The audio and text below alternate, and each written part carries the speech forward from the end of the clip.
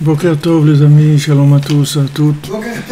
Bezrat Hashem, on avance bien, merci pour tous ceux qui nous soutiennent, tous ceux qui sont inscrits au gala, tous ceux qui militent pour l'armée du Mashiach, Rabbi Nachman Ivan ben Mashiach. Et c'est des gens simples qui vont l'amener. Alors il faut se tenir les coudes et être Bessimcha en ce mois de Hadar. Alors on fait le shiur pour le Rifouach Shlema du Rav Besançon, Israël Yitzhak ben Fortuné, pour Yaniv ben Avraham et Sarah, pour Noah Sarah bat Menucha Rachel, Margalit bat Rachel, Yael Yosef Ishir ben Orna, Chaim Maurice ben Nejma, Chaya Daniel bat Suzanne, Avraham ben Frecha, Chaya Catherine bat Esther, Léa Ariel Teila bat Tzipora, Tzipora bat Monique Esther, Myriam Sarah bat Batia, Solène bat Allen Arkiera, ou Arkier, Laura bat Jacqueline, Oreida bat Rivka, Sandrine bat Janine, Janine bat Eglantine, Laura Lester Chava bat Chaya Daniel, Sultana bat Rachel, David ben Mesouda Cohen, et Leilou Nishmat Patricia, Elisabeth Grishi, Bat Simcha et Avram Messika, et Leilou Nishmat Yitzhak Loski.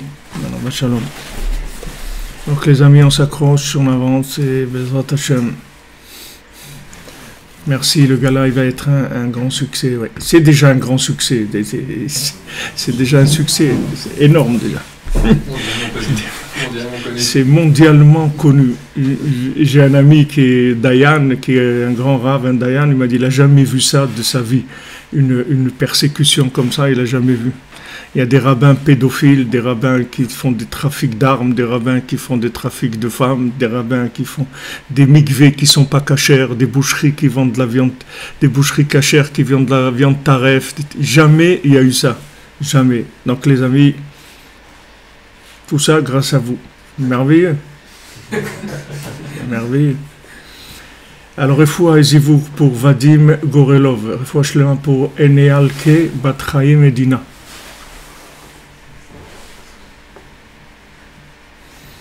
Vous voyez que ce qu'il dit Rabbi Nathan, que les gens qui font Chatzot, Itbodedut, ceux qui vont emmener le Mashiach, vous voyez que c'est comme ça. Il n'y a aucune raison. Mais tous ces gens-là, les rabbins, les trucs, ils sont complètement dans une planante, ils planent les pauvres, ils ne savent pas ce qu'ils font. Refoua pour Zala Bat Rachel. En tout cas, le grand rabbin de France, le rabbin Corsia, il est avec nous et il nous encourageait et tout. Les Hashem. Voilà, il y a des gens qui sont vrais, qui sont simples, ils ne se mêlent pas. Hein? Ouais, il faut le dire quand les gens ils font des choses bien.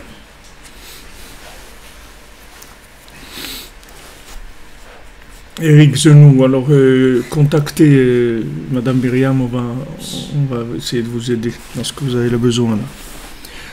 Alors Bezrat Hashem, on continue dans notre shiur. Hier on a parlé de la tfila, de Hod Ve'adar, de Chaye Sha'a, et donc des six principes de sommeil que le Rabbeinu il a cité ici. Que le sommeil, les tzitzit, les tfilin, la Torah, la tfila, et Maseh Matan Be'emuna, de travailler, de faire du commerce, ça c'est aussi un principe de sommeil. Alors Rabbeinu dit Maseh Matan, ou Maseh Matan, Hiprinat Note Shamaim Kareya. Donc le principe du Maseh Matan, du commerce, c'est étendre le ciel comme une tenture, comme une toile. Hainu prinat yichud tzadik ve Knesset Israël hanal. C'est-à-dire faire un yichud, faire une union entre le tzadik et la Knesset Israël. Ki tzadik ou Knesset Israël prinat masa matan. Parce que le tzadik et la Knesset Israël, l'Assemblée d'Israël, ça représente le principe des échanges commerciaux. Tzadik nikra Massa, qui ou nosé ta'olam. Le tzadik qui s'appelle Massa, Massa ça veut dire porter. Pourquoi il s'appelle Massa? Parce que le tzadik il porte le monde. Le tzadik qui s'appelle le Malvé Agadol, le garant de l'humanité, c'est lui qui porte le monde. On voit que Moshe Rabbeinu, c'est lui qui a sauvé le monde. S'il n'y avait pas Moshe Rabbeinu, le monde il aurait été détruit. Moshe Rabbeinu, il porte le monde, c'est-à-dire le tzaddik, il est porteur du monde, puisque c'est le seul homme qui ressemble parfaitement à ce que Hachem il attendait d'un être humain. Le tzaddik, c'est l'image parfaite de l'homme, ce qu'on appelle Adam Kadmon, c'est-à-dire l'image de l'homme parfait. Kacher Yisah Omen et Tayonek, comme celui qui comme on appelle ça, quelqu'un qui s'occupe d'un bébé, il porte le petit bébé. Omen, c'est quelqu'un qui est l'éducateur, si vous voulez, quelqu'un qui va s'occuper d'un bébé. Comme il le porte, alors le tzaddik aussi porte le monde comme ça. C'est lui qui porte le monde et qui s'occupe de transmettre au monde, de faire grandir le monde, d'éduquer le monde. Et le tzaddik qui porte aussi toutes les bénédictions. C'est-à-dire qu'il est porteur de toutes les bénédictions possibles, comme Shkatouv, ou Brachot, les roches tzaddik. Et les bénédictions, elles sont dans le tzaddik qui est en tête, dans la tête du tzaddik, c'est-à-dire le tzaddik qui représente le roche, comme Rabbeinu dit que Rabbi c'est les lettres, c'est les premières lettres de Rosh Bnei Israël. Rosh Bnei Israël, les premières lettres c'est Rabbi. Comme Shkatouv, Issa Bracha Me'et Hashem. Comme il est écrit, il va porter la bénédiction d'Hachem. Vehu noseh atipa zareit shel kol haneshamot. Et lui, il est porteur de la semence de toutes les âmes. C'est-à-dire que toutes les âmes, de la même manière qu'un père, il a dans son cerveau la semence qui va donner après la formation d'un bébé, alors le tzaddik, il a cette semence-là de toutes les âmes. C'est-à-dire que toutes les âmes, en fait, elles sont enfantées, enfantées par le tzaddik. C'est-à-dire le tzaddik, c'est le père du monde. C'est à travers lui qu'il va y avoir naissance de toutes les âmes. Toutes les âmes, elles passent par lui avant de pouvoir arriver dans ce monde. Donc tout le monde connaît le tzaddik. Tout le monde l'a déjà vu, tout le monde l'a déjà entendu. Et en fait, tout le monde est inclus dans le tzaddik de façon générale. Maintenant, après, il faut arriver à vivre cette connexion. C'est pour ça que chacun se reconnaît dans le tzaddik comme quelqu'un qui retrouve son papa. Quand quelqu'un il trouve le tzaddik, c'est comme s'il a exactement la même sensation que s'il a découvert son père. C'est-à-dire c'est son père spirituel, il sent qu'il est porteur de toute sa spiritualité. Donc le tzaddik, il porte la tipaz ra'it shel kol haneshamot, c'est-à-dire la graine, la goutte qui est la graine de toutes les âmes. Beprilat noseh Meshech Hazara, comme c'est écrit, il porte Meshech Hazara. La Meshech, c'est la Amshacha, ça veut dire la faire venir, faire descendre, faire couler la semence. Ou Mashpia le Knesset Israël. Et lui, il est Mashpia à la Knesset Israël, c'est-à-dire il donne il a mashpia, c'est-à-dire il donne tout le shefa, toute l'abondance à la Knesset Israël. Et après la Knesset Israël, elle transmet au monde entier. Knesset Israël Matan.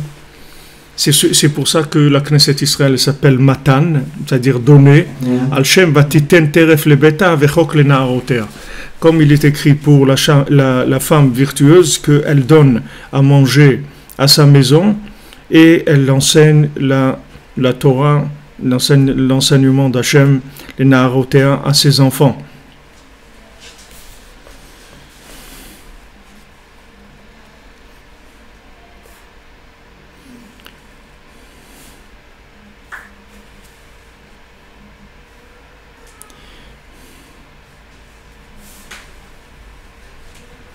Donc toutes ces notions que Rabbeinu l'amène ici, et chacune elle a son, comme on dit, chacune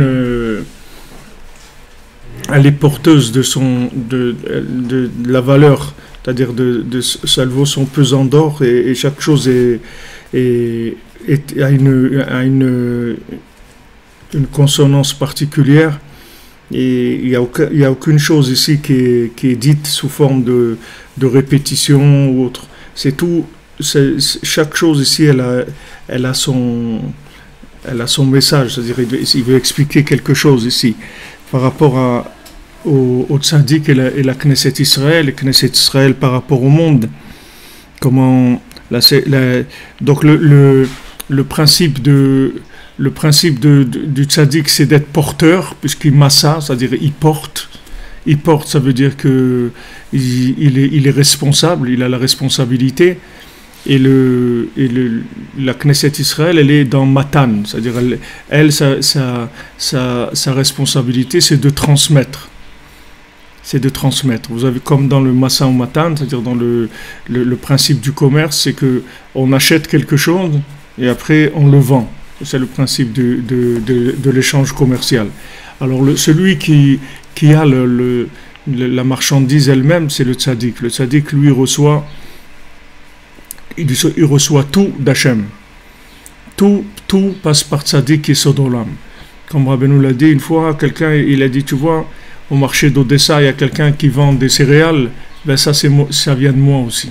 Tout ce qui se passe dans le monde, le moindre mouvement qu'il y a d'échange, de vitalité, tout passe par le tzaddik, tout, absolument tout.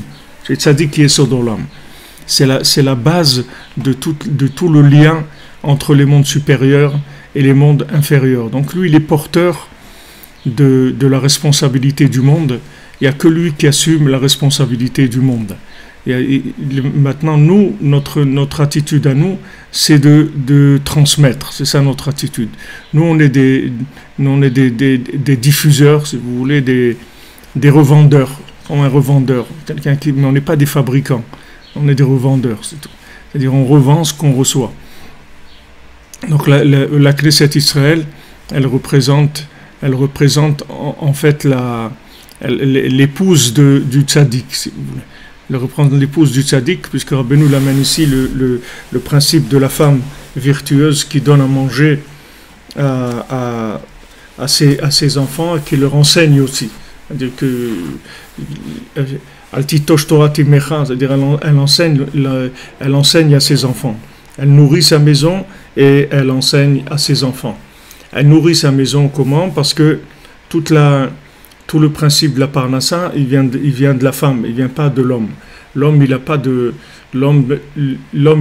parnassa. Si tu prends un homme, il n'est pas construit, il n'est pas conçu pour avoir de la parnassa. C'est pas son truc du tout, la parnassa. Ah, tu vas dire, ouais, mais c'est l'homme qui travaille et tout. Ok, il travaille, il fait des choses. Mais la parnassa, c'est la femme, c'est pas l'homme. L'homme, Béhémet, il n'a pas besoin de parnassa. Parce que c'est pas son truc, la parnassa. C'est pas son domaine du tout. Maintenant, il travaille, mais il travaille pas pour la parnassa. C'est pas pour ça qu'il travaille. Lui, il travaille pour récupérer des éléments de Torah qui se trouvent dans la matière, il fait des échanges commerciaux, c'est des échanges d'éléments de Gdusha, des étincelles de sainteté qui circulent dans le monde. Mais la parnassa, le principe de la parnassa, c'est un principe féminin, c'est pas un principe masculin.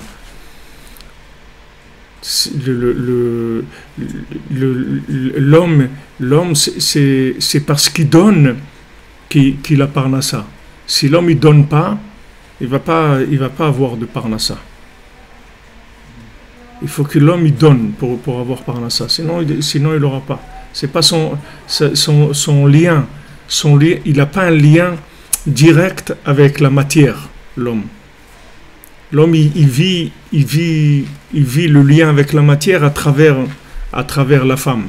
Comme l'esprit. L'esprit, il vit pas un lien, il n'a pas un lien direct avec ce monde. L'esprit, il a un lien avec ce monde quand il passe par le corps, c'est-à-dire par l'imagination. L'imagination qui représente le corps de l'esprit. Mais l'esprit lui-même, il n'a rien à voir avec ce monde. L'esprit, il n'a rien. Mais l'imagination, le corps, ils n'ont pas de vie s'il n'y a pas d'esprit, s'il n'y a pas l'esprit. Mais l'esprit lui-même, il n'a pas un lien direct, il n'a pas un langage de matière. C'est pas son truc, la matière, du tout. Donc l'homme, quand il travaille, quand il fait des choses, tout ce qu'il fait avec la matière, c'est pas pour la matière elle-même. Il n'a pas un rapport direct avec la matière. Il a un rapport avec ce que la matière, elle véhicule comme spiritualité, mais pas avec la matière directement. Donc c'est pour ça que le tzaddik, il donne à la Knesset Israël, qui représente l'épouse du tzaddik, et elle donne au monde après. Et le tzaddik lui représente l'épouse l'épouse d'Hachem. C'est pour ça qu'à un moment, Hachem, il a dit explicitement à Moshe Rabbeinu, maintenant toi, tu restes ici avec moi. Et Rashi dit, à partir de ce moment-là, il n'a plus connu sa femme, Moshe Rabbeinu, c'était fini. C'est-à-dire, il est resté avec Hachem. C'est-à-dire qu'il est devenu vraiment l'épouse, c'est-à-dire d'Hachem. L'épouse, ça veut dire tout ce qu'elle fait, la Knesset Israël ici, par rapport au monde, alors le tzaddik, il va faire par rapport à Knesset Israël. C'est-à-dire qu'il va transmettre tout ce qu'il y a dans les mondes supérieurs vers les mondes inférieurs. Donc, quand on sait ça, alors on comprend après que comment c'est toute la guerre qu'il y a, tout ce qu'il y a contre l'antisémitisme, Israël et tout ce qu'on est contre et tout, c'est par rapport au fait que la Knesset Israël doit transmettre au monde. Alors il y a une opposition. Et la même chose entre le tzaddik et la Knesset Israël, il y a une opposition par rapport au tzaddik. C'est le même principe, qui est décalé à un niveau plus haut ou plus bas selon comment on regarde. Donc la Knesset Israël, elle est responsable de la transmission à sa maison, de tout. Donc il faut savoir que la parnassa, c'est pas quelque chose de masculin, c'est quelque chose de féminin. Donc si quelqu'un il donne, il reçoit pour donner. Mais si quelqu'un il donne pas, alors il va recevoir le SMIG, c'est-à-dire juste de quoi survivre, c'est tout. Juste maintenir le fonctionnement, c'est tout.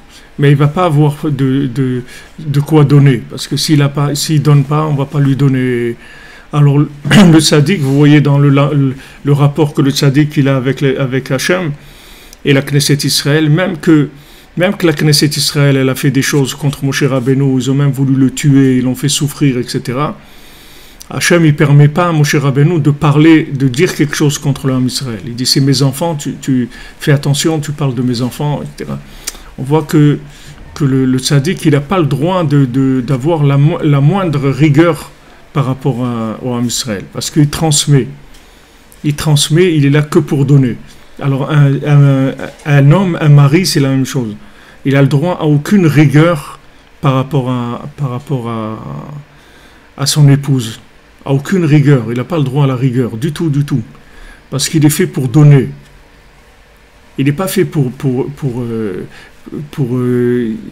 avoir le moindre rapport de la rigueur. Ça vient quand tu gères quelque chose, toi tu gères rien, tu dois donner, c'est tout. Un homme, il est fait pour donner. Donc quand tu donnes, tu ne peux pas avoir de la rigueur.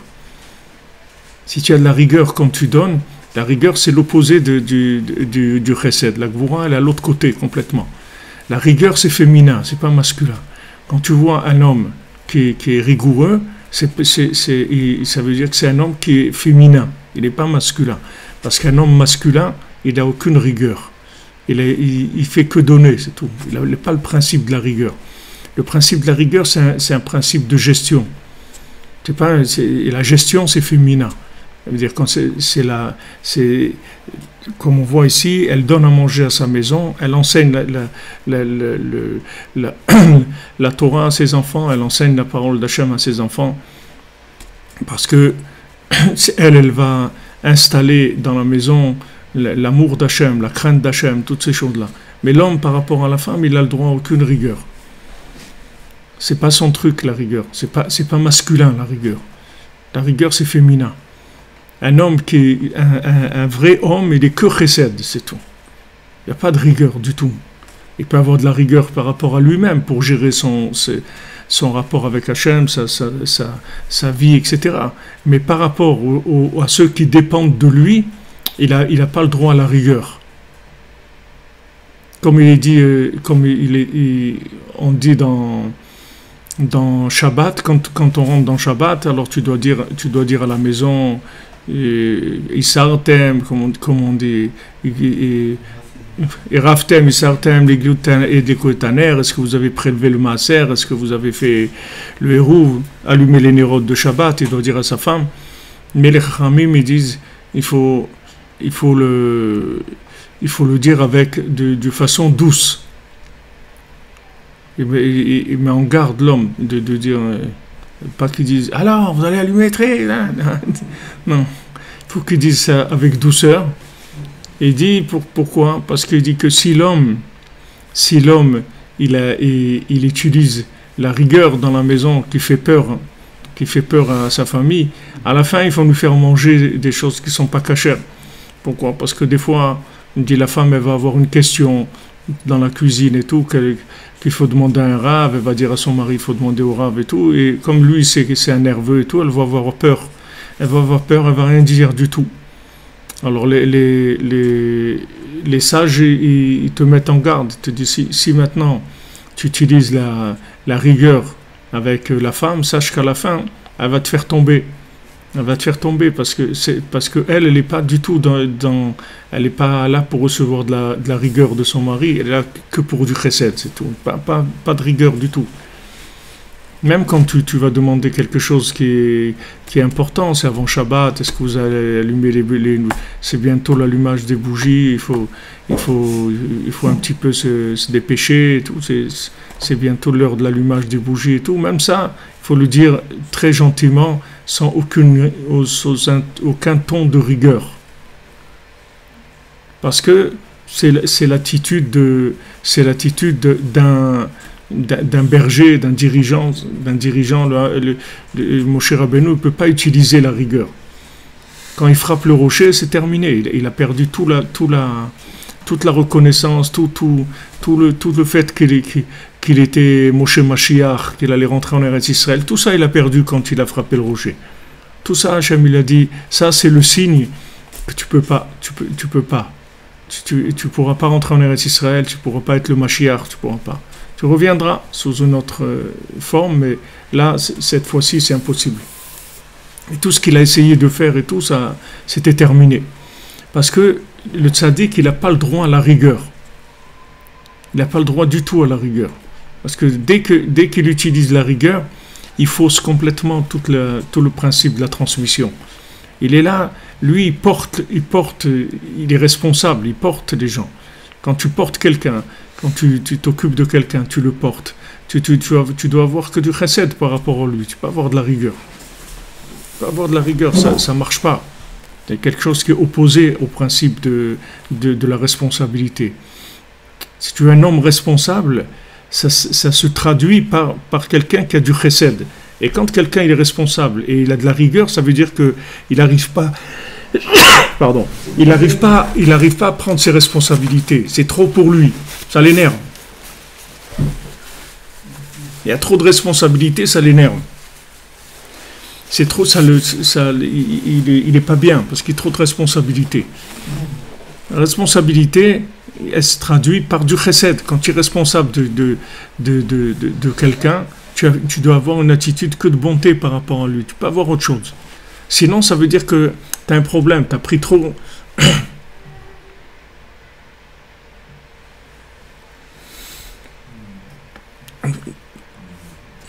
Vous comprenez? Alors maintenant, en fait, l'endroit du Masa Matan, c'est-à-dire l'endroit du commerce, c'est là où on va se faire le yichud, c'est-à-dire cette union. Veyichud shel tzadik ve Knesset Israël, naaseh al yedei Masa Matan. Maintenant, l'union entre le tzaddik et la Knesset Israël se fait par le commerce. Ki kol davar shebaolam yesh bo nitzotzot akdosha shenaflu bishat shvira. Parce que tout élément qu'il y a dans le monde, il y a des étincelles de sainteté qui sont tombées au moment de la shvira, c'est-à-dire au moment où les récipients ont explosé parce qu'il y avait trop de lumière d'Hachem. Ou shvira, hu prinat otiyot shenishberu venaflu lechol davar vedavar miseh haolam. Maintenant, cette shvira, c'est-à-dire cette cassure qu'il y a eu, ce sont des lettres qui sont tombées dans chaque élément de ce monde. C'est-à-dire avant la shvira, les lettres, ce sont des mots, ce sont des lettres, des mots, des phrases, des messages clairs. Maintenant, le fait qu'il y a eu le récipient, il ne pouvait pas recevoir la lumière, donc le récipient, il était plus capable de traduire le message de la parole d'Hachem de façon évidente. Donc le récipient, il supportait pas la lumière, il a explosé. quand le récipient a explosé, chaque partie du récipient qui s'est cassée, elle a emporté avec elle une partie du message, de la phrase, de la lettre qui le concernait.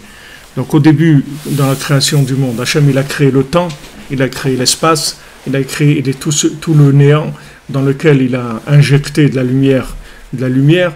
Donc il y a un dosage qui s'est fait au début. Ce dosage-là, il a entraîné 7 fois que le monde a explosé avant de tenir. Et même quand il a tenu, après, il y a eu tous les problèmes qu'il y a eu du déluge, de la tour de Babel et toutes les choses qui sont très désagréables qu'il y a dans le monde.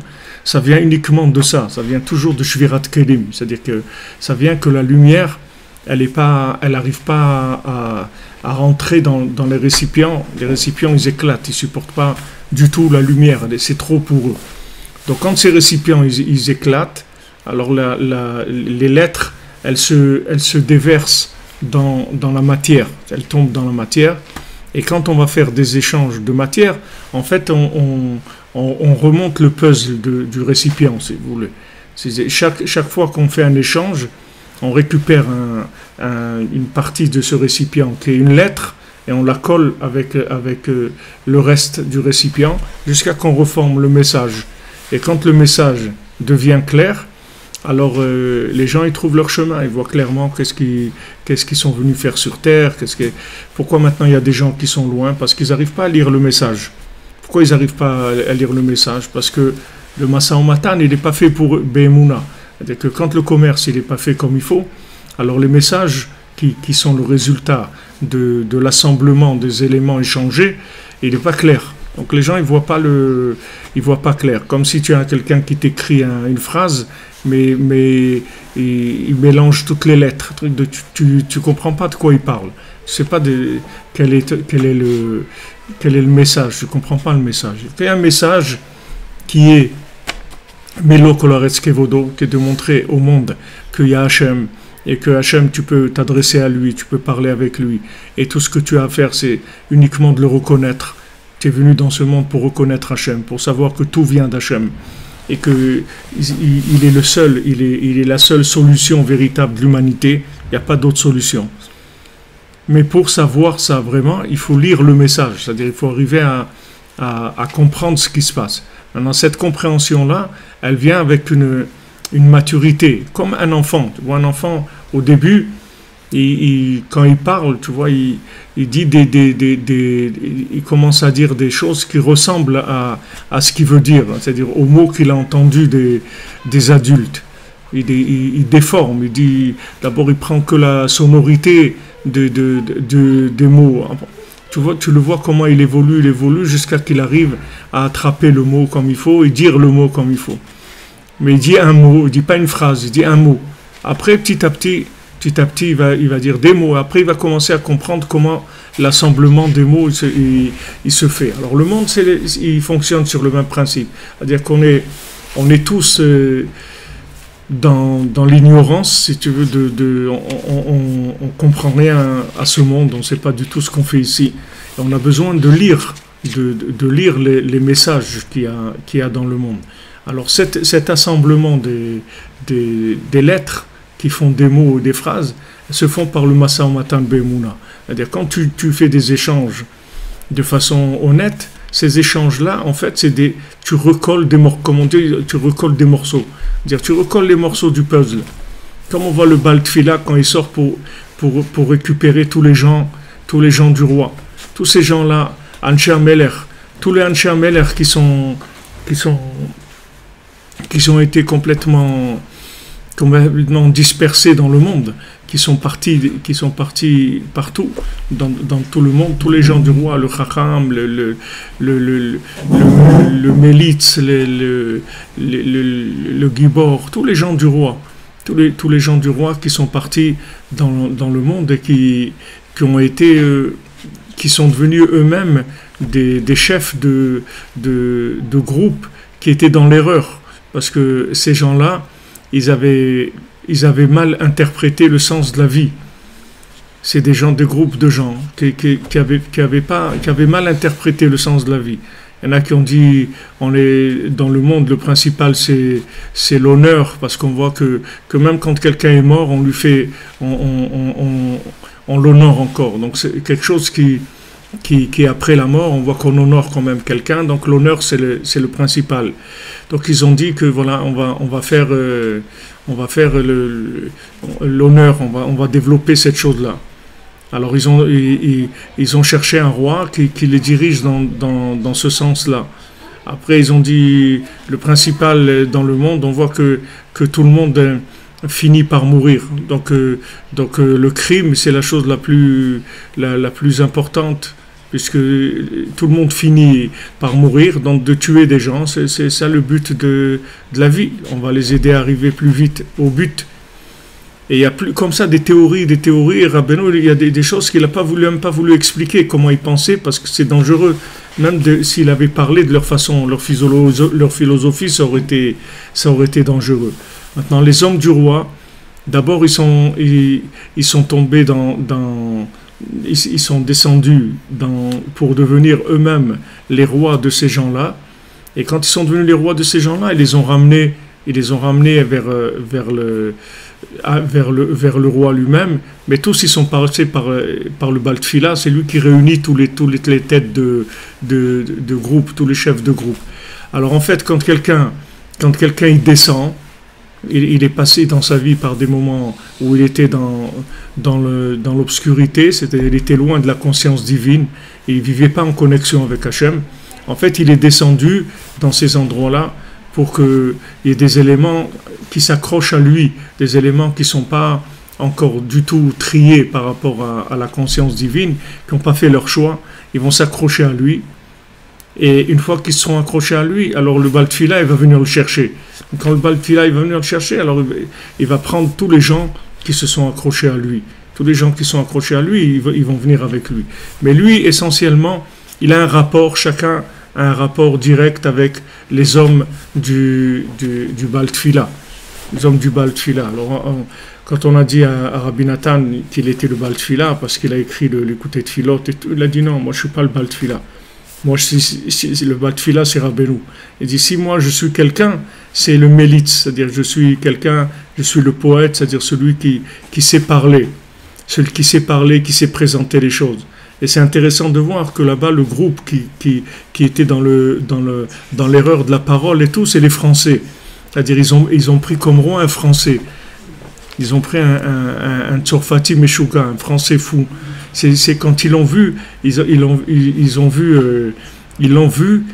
dit wow, celui-là, pourquoi ils l'ont pris comme roi? Parce qu'il parlait tout seul. Il parlait tellement que même quand il était tout seul, il parlait. Alors, ils ont vu qu'il parlait tout seul. Ils ont dit ça, c'est un niveau de communication énorme. Peut-être qu'ils les voyaient, ils faisaient des doutes. Je ne sais pas ce qu'ils faisaient. En tout cas, on voit que le message, c'est-à-dire comment Rabbi Nathan il s'est identifié, il s'est identifié au Mélitz. Le Mélitz, c'est quelqu'un qui sait, en fait, Mélitz, c'est le mot Mélitz, c'est un plaidoyeur. C'est quelqu'un qui va plaider. C'est ça un Mélitz. C'est-à-dire quand on dit par exemple une amlatsa, on dit une amlatsa, c'est une lettre de recommandation. C'est-à-dire qu'on dit voilà, on vous recommande telle personne, on vous recommande le Rav Ifrar, que vous le soutenez pour le gala, tout ça. Alors s'il y a quelqu'un qui écrit une lettre comme ça, si ça existe, alors c'est un mélitz, c'est-à-dire c'est quelqu'un qui va plaider pour quelque chose. Mais dans le mot mélitz, c'est le mot aussi mélitza. Mélitza, ça veut dire la poésie. La mélitza, c'est la poésie. Donc en fait, la poésie, c'est une façon de présenter les choses pour que ça devienne une plaidoirie. C'est-à-dire que c'est une façon de présenter le message pour qu'il soit une plaidoirie pour la personne. C'est-à-dire, en fait, si tu sais présenter la chose, le message, il va passer, c'est sûr. C'est juste une façon de le présenter, c'est tout. C'est-à-dire, si tu es un bon avocat, ça veut dire un bon plaidoyer. Un bon plaidoyer, ça veut dire que c'est quelqu'un qui sait présenter la chose avec une telle grâce, c'est-à-dire une telle que la chose elle passe. La chose elle passe, même si c'est quelque chose de difficile, etc. Mais ça va passer parce que il y a une poésie dans la façon de présenter la chose. Alors Rabbi Nathan, il a dit ça.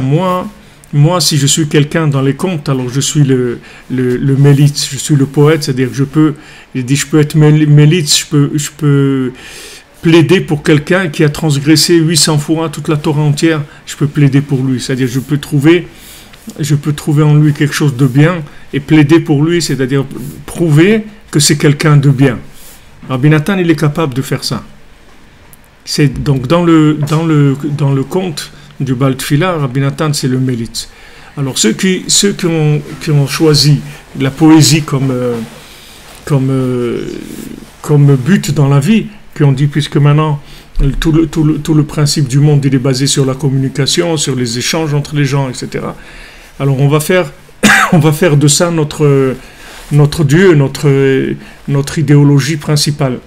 Donc quand ils ont cherché un roi, et après quand ils ont trouvé un Français fou comme ça, alors tout de suite ils l'ont pris comme roi. Ils ont dit ça c'est le top.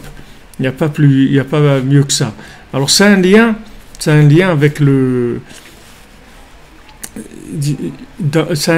avec ça parce que si vous prenez le mot tzorfat, dans le mot tzorfat, il y a le mot de tzoref, c'est-à-dire les tzaref. Les tzaref, le mot les tzaref, ça veut dire assembler, faire des combinaisons des choses. Dans la langue française, c'est une langue qui est très très riche pour pouvoir assembler des nuances, traduire des nuances, faire des nuances. C'est la seule langue étrangère qui a été utilisée par Rashi, par les Balei Tosfot. On voit que Rashi, il utilise des fois des mots en yiddish, il dit des fois Rashi. Mais le yiddish, c'est un langage juif, c'est pas un langage. Le yiddish, c'est pas un langage qui est des nations. Le langage, c'est un jargon qui a été créé par les juifs. Mais c'est pas une langue comme le français, une langue qui est pas hébraïque. Il y a de l'hébreu dans le yiddish. Mais le français, on voit Rashi, il a utilisé des centaines de mots en français. Pourquoi il a utilisé des centaines de mots en français? Qu'est-ce qu'il a à faire avec des mots en français? Quel est le pourquoi qu'est-ce qu'il veut te dire quelque chose? Il te dit par exemple au début il te dit le mot couver, par exemple dans les premiers rachis de la Torah. Il te dit Ruach Elokim merachefet al pei hamayim, le souffle divin il planait au-dessus des eaux, et il dit en français couver. Pourquoi il a besoin de présenter avec pourquoi il dit pas en anglais ou en espagnol ou en italien? C'est sympa aussi. Il était français. Hein? Il était français. Alors parce qu'il était français, tu vois bien qu'il y a des juifs qui sont sortis d'Égypte, et à la sortie d'Égypte, tu ne trouves pas un mot en égyptien. Pourtant, ils parlaient tous l'égyptien, c'était leur langue. Non, c'est pas par rapport à là où il était. Bichlal, pourquoi utiliser des mots d'une autre langue? Pourquoi utiliser ces mots-là? Parce que ces mots-là, c'est des mots qui rattachent avec le Lashon HaKodesh, c'est-à-dire ils prennent ces mots, il les relie avec le Lashon HaKodesh. Et quand il relie ces mots-là avec le Lashon HaKodesh, alors il récupère dans ce langage-là les lettres qui sont tombées au moment de la Shvira, et les rentre dans le Lashon HaKodesh. Pachout, il fait le travail de relier les lettres avec le Lashon HaKodesh. Donc il y a de fortes chances que la délivrance finale, elle soit beaucoup avec des gens, des Français. Parce qu'il y a il y a une très grande richesse de Masé Matan, amiti, c'est-à-dire d'échanges véritables dans la langue française par rapport au Lashon HaKodesh. C'est-à-dire il y a un très grand lien qui est entre ces deux langues-là. Pas parce qu'elles sont liées dans l'expression ni rien, c'est que c'est une langue qui est tellement riche en mots qu'elle est capable d'aller chercher des éléments de puzzle. C'est comme si vous voulez, vous avez une porte que vous devez ouvrir. Vous n'avez pas la clé, mais vous avez plein de clés. Vous avez plein de clés. Il faut que vous cherchiez dans ces clés la clé qui ouvre. Et vous allez chercher jusqu'à ce que vous trouvez la clé qui ouvre. Alors maintenant, le principe du Masé Matan, de l'échange, c'est d'arriver à traduire le message d'Hachem, puisqu'Hachem, il a créé le monde avec la parole. D'accord? Baruch She'amar Vaya Olam. Hachem, il a dit et le monde a été. Donc, tout ce qui est créé, en fait, c'est des paroles. Ces paroles-là, c'est le message d'Hachem.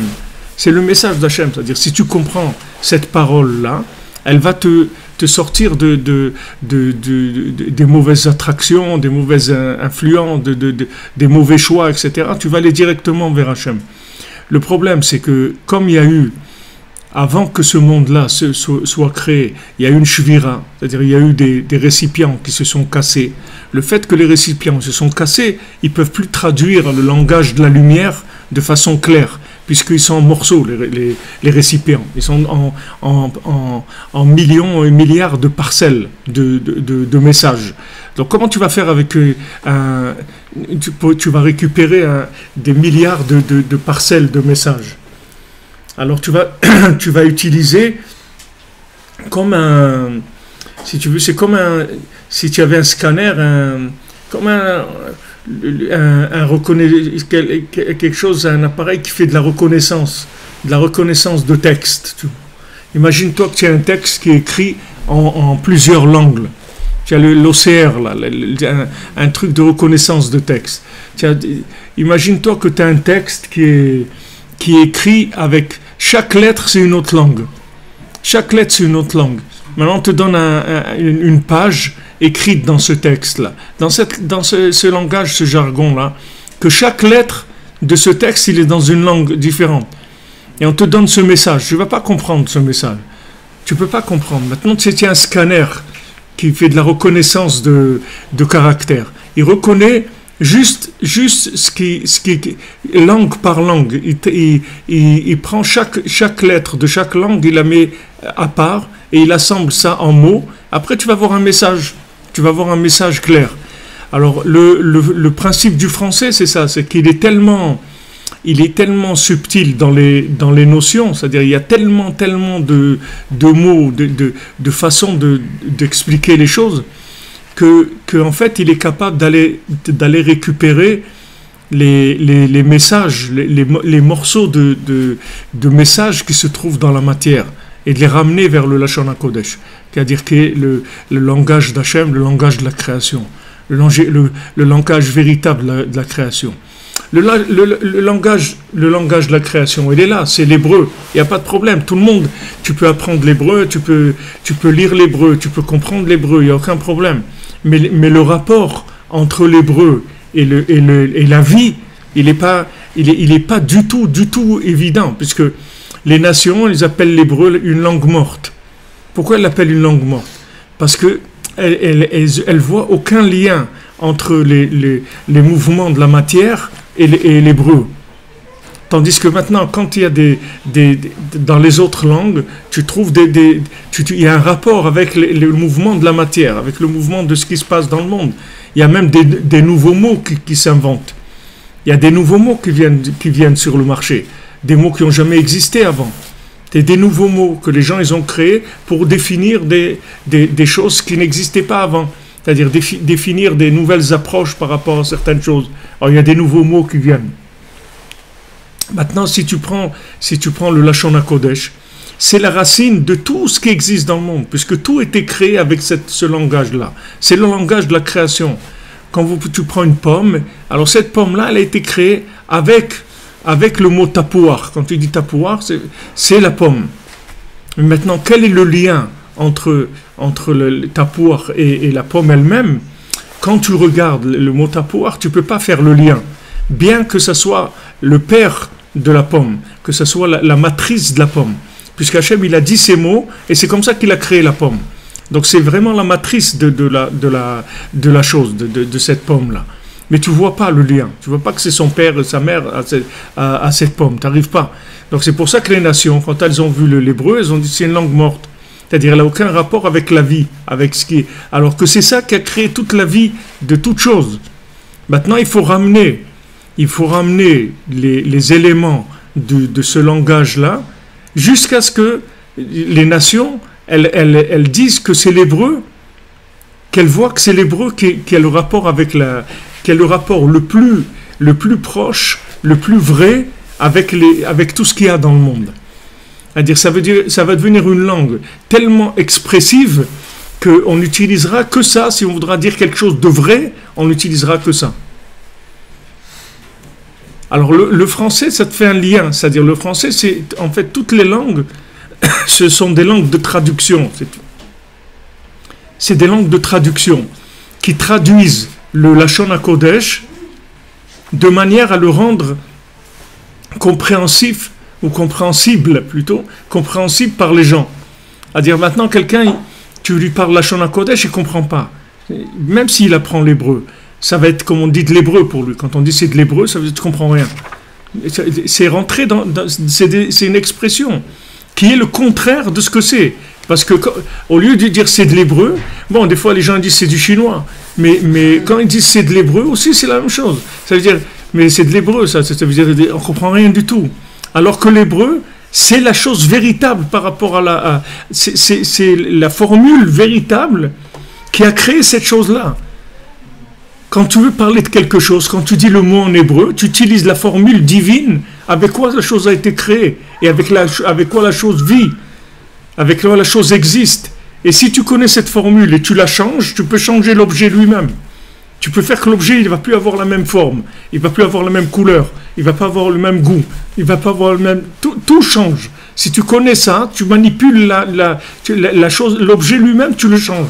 Comme quelqu'un qui est capable de ramener en arrière un tableau. Si tu prenais un tableau, tu le ramènes en arrière, tu le remets, ça devient de la peinture. Après, tu fais avec ce que tu veux.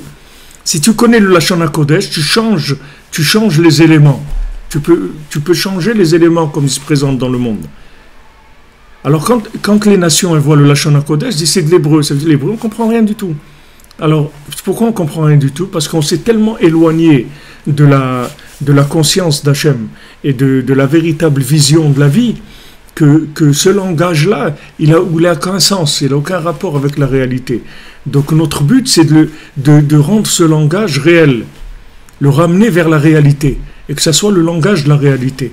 Pour ça, on a besoin d'aller dans toutes les langues et de récupérer dans les langues les traducteurs qui vont ramener la conscience qu'il y a dans la compréhension de l'hébreu. C'est ça qu'elles font les langues. C'est-à-dire les langues, ce sont des traducteurs de vie, c'est des traducteurs d'hébreu. Ça traduit l'hébreu pour que ça soit accessible. Parce que la langue, elle est en rapport avec le comportement de la nation. C'est-à-dire que quand tu entends parler l'espagnol ou tu entends parler l'allemand, tu vois que la personne qui est derrière ça, c'est pas la même. Tu vas jamais voir un espagnol de Séville qui va parler l'allemand. C'est impossible. Sa bouche, elle peut pas parler l'allemand. Parce qu'il est en pâte de trucs. Il mange des churros, je sais pas ce qu'il mange. Mais c'est de la pâte. Il est complètement dans le truc. Il est dans le chantonnement, il est dans le soleil, il est dans le cœur, dans les trucs, un bon vivant qui aime bien rigoler, tout ça. Tu vas pas voir dans sa bouche de l'allemand. Comme tu verras pas un Allemand qui va te parler avec l'accent marseillais. C'est impossible. Il peut pas parce que ça chante. Un Allemand, il peut pas chanter. Il ne peut pas chanter comme ça. Il va chanter la marche de trucs, mais il ne peut pas chanter parce que c'est pas. Maintenant, il faut que tous ces aspects-là qui sont sortis dans le monde, il faut les ramener vers Echad, qui est le Lashon HaKodesh. Donc, chaque langue, elle va traduire de manière à ramener les éléments vers la Lashon HaKodesh. Et le français, c'est la langue la plus riche au point de vue de traduction. Au point de vue de traduction, c'est la langue qui peut traduire le plus les éléments vers la Lashon HaKodesh. C'est pour ça que Rashi il a utilisé le français. Parce que c'est la langue qui est la plus proche quand tu veux dire quelque chose. Tu veux traduire quelque chose de ce monde en langage sain, tu vas utiliser le français. C'est ce qui est le plus proche. C'est là où tu vas le plus t'approcher du sens de l'hébreu, avec le français. Mais le français lui-même, c'est une langue de fou, la langue elle-même. C'est une langue, il n'y a pas de... c'est tellement riche, tellement de trucs. C'est une langue qui est très très riche au point de vue expression et tout. Pour ça que tu vois des gens qui apprennent le français, même si quelqu'un il a appris le français, et il a été à l'université, il a même tout ce que tu veux, un diplôme de... Si c'est pas quelqu'un qui a vécu le français quand il était petit et tout, on ne peut pas parler le français. Il y aura toujours un truc qui va venir, tu vas voir qui à quelque part, il vit pas la langue, il y a quelque chose qui manque. Alors le français, tu peux traduire vraiment les éléments, tu peux remonter le puzzle plus facilement, beaucoup plus facilement que n'importe quelle langue au monde. Toutes les autres langues par rapport au français, elles sont très pauvres dans leur façon de le français, il est très très proche. C'est pour ça que Rashi il a utilisé le français. C'est pas parce qu'il a vécu en France. C'est le contraire, il a vécu en France pour utiliser le français. Hachem il a mis là, c'est pour qu'il utilise le. Et d'ailleurs, on dit que Rashi il a chassé les démons de France. C'est écrit comme ça, que Rashi il a chassé les démons. Qu'est-ce que c'est des démons? C'est quoi des démons? C'est des éléments qui ne sont pas finis. C'est ça les démons. C'est un démon. C'est un esprit qui n'a pas de corps. C'est ça un principe du démon. Alors il les a chassés de France, Rashi. Ça veut dire que quoi? Ça veut dire que les démons, c'est des façons de présenter les choses qui ne sont pas terminées, qui ne sont pas complètes. C'est ça le principe du démon. C'est-à-dire dans tout ce qu'il y a dans la vie, quand tu présentes une notion, que cette notion-là, elle est pas complète, ça s'appelle un démon par rapport à la chose. Quand quelqu'un dit « Ouais, mais c'est démentiel, ce que tu as truc et tout », cette notion-là, ça veut dire que c'est quelque chose qui n'est pas complet, qui n'est pas fini. Alors ça s'appelle la démence, c'est un démon. Un démon, il n'est pas fini. Donc Rashi, comme lui, il a complété le Lashon HaKodesh avec le français, il a fait ce travail aussi, c'est venu automatiquement. Pourquoi c'est pas quelqu'un d'autre qui a fait ça? C'est Rashi qui a fait ça. Il y a d'autres grands sages en France qui auraient pu faire ça. Mais c'est lui qui l'a fait parce qu'il avait une maîtrise de la langue. Il avait une très grande maîtrise de la langue. Très très grande maîtrise. Rabbeinu dit Rashi, c'est le frère de la Torah. Le frère de la Torah. C'est-à-dire qu'il a une maîtrise il y a personne quand tu étudies Rashi, il y a personne qui peut expliquer la Torah comme Rashi, ça n'existe pas. Rashi, il explique la Torah de façon extraordinaire. Et tu peux étudier, tu vois, il n'y a pas beaucoup de mots, mais c'est d'une profondeur, il explique de façon extraordinaire. C'est le grand traducteur de la Torah, Rashi. Il a traduit, il a expliqué la Torah. N'importe quel enfant, quand tu veux étudier la Torah, c'est avec Rashi. Chumash Rashi, de Chumash avec Rashi. Et Rashi, qu'est-ce qu'il fait? Il a rentré le français dans son explication. Donc tu vois que c'est des éléments qui sont liés.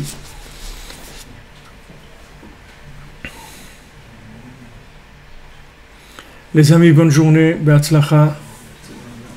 Que des bonnes choses, que des bonnes nouvelles. Merci d'être là, merci pour votre soutien. Et donc demain, il n'y aura pas cours parce que on va se déplacer vers Paris, Bezat Hashem. Donc soit jeudi soir, si j'ai les possibilités, je fais le shiur à 3h, heure d'Israël. Et sinon, on se retrouvera dimanche à midi, Bezat Hashem. Et dimanche soir au Gala, pour ceux qui ont la possibilité de venir, et qu'on sera très heureux de rencontrer sur place et qu'on va être joyeux et qu'il y a tellement d'opposition à ce gala que ça doit être sûrement le gala de la Géoula. Sûrement ça va amener la Géoula. Parce que c'est pas logique ce qui se passe, pas logique du tout. Merci, on attend le parfum de notre ami Israël Rubinstein, le parfum du cœur, la mélodie du cœur, le parfum, on a besoin de parfum. Bezrat Hashem.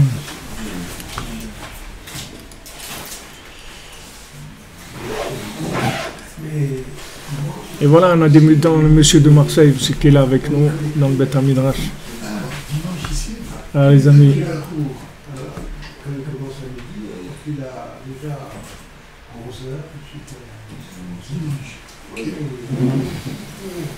Que des bonnes nouvelles. Merci de votre soutien, de votre aide, d'être là.